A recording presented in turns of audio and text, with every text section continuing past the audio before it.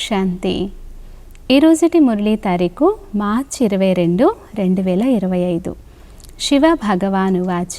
మధురమైన పిల్లలు, మన పారలౌకిక తండ్రి ప్రపంచంలో అద్భుతమైన స్వర్గాన్ని తయారు చేస్తున్నారని, దానికి మేము యజమానులుగా అవుతామనే నశ మీకు ఉండాలి.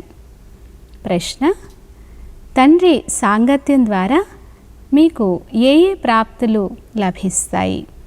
జవాబు: తండ్రి సాంగత్యంలో మనము ముక్తి జీవన్ముక్తికి అధికారులుగా అవుతాము. వారి సాంగత్యము తీరానికి తీసుకువెళుతుంది.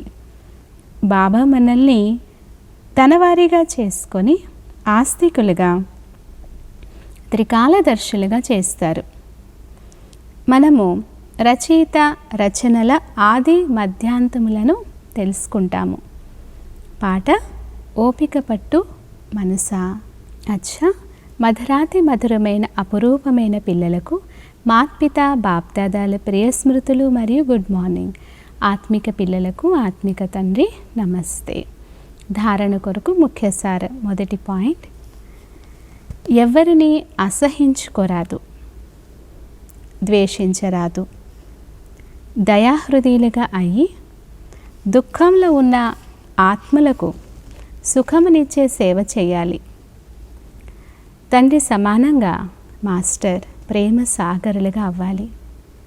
సెకండ్ పాయింట్: మనం భగవంతుని పిల్లలం అనే నశాలో లేదా ఖుషీలో ఉండాలి. ఎప్పుడూ మాయా చెడు సాంగత్యంలోకి వెళ్ళరాదు. దేహి అభిమానులుగా అయ్యి జ్ఞానాన్ని ధారణ చేయాలి. వరదానము: తండ్రి సమానంగా వరదానీలుగా అయ్యి ప్రతి ఒక్కరి మనస్సుకు విశ్రాంతినిచ్చే మాస్టర్ దిలారాం భవ. మాస్టర్ హృదయాభిరాములుగా అవ్వండి. వివరణ: ఏ పిల్లలైతే తండ్రి సమానంగా వరదానీ మూర్తులుగా ఉంటారో వారు ఎప్పుడూ ఎవరి బలహీనతలను చూడరు. వారు అందరి పట్ల దయాహృదయులుగా ఉంటారు. ఎలాగైతే తండ్రి ఎవ్వరి బలహీనతలను మనసులో ఉంచుకోరో, అలా వరదానీ పిల్లలు కూడా ఎవరి బలహీనతను మనసులో ధారణ చెయ్యరు.